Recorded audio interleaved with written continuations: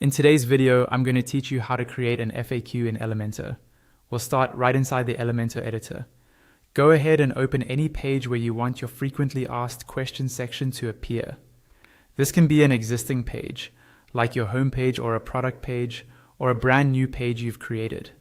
Once the page is open in Elementor, you'll see your usual layout, the live preview in the middle and the panel of widgets on the left. In that left panel, scroll through the list of widgets and look for either the accordion widget or the toggle widget. Both can work for FAQs, but in this walkthrough, we'll use the accordion widget because it's very commonly used for this purpose. Click and drag the accordion widget into the section of your page where you want the FAQ to appear. As soon as you drop it, you'll see a default accordion appear in the preview, and its settings will open in the left panel. Under the Content tab, Elementor automatically creates a couple of accordion items for you.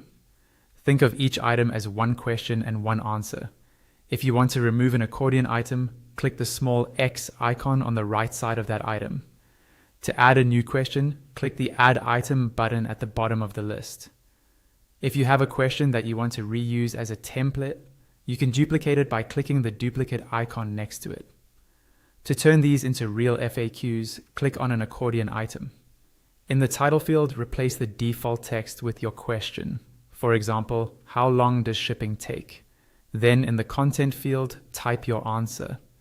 You can add detailed information here, and rich text is supported, so you can format text, add links, or emphasize important parts.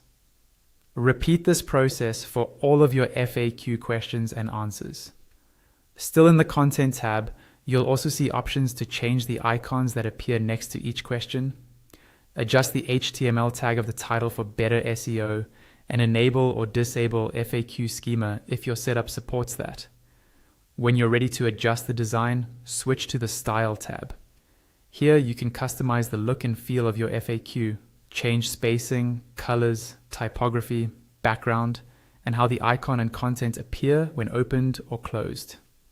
For more advanced control, go to the Advanced tab. This is where you'll find layout settings, motion effects, transforms, background and border controls, masking, responsive visibility, attributes, and custom CSS if you need very specific styling. When you're happy with everything, use the preview to test how your FAQ behaves. Click through the questions to make sure they open and close correctly, and that the content is readable and well spaced. Finally, once everything looks good, go to the top right corner of the editor and click Update if it's an existing page, or Publish if it's a new one.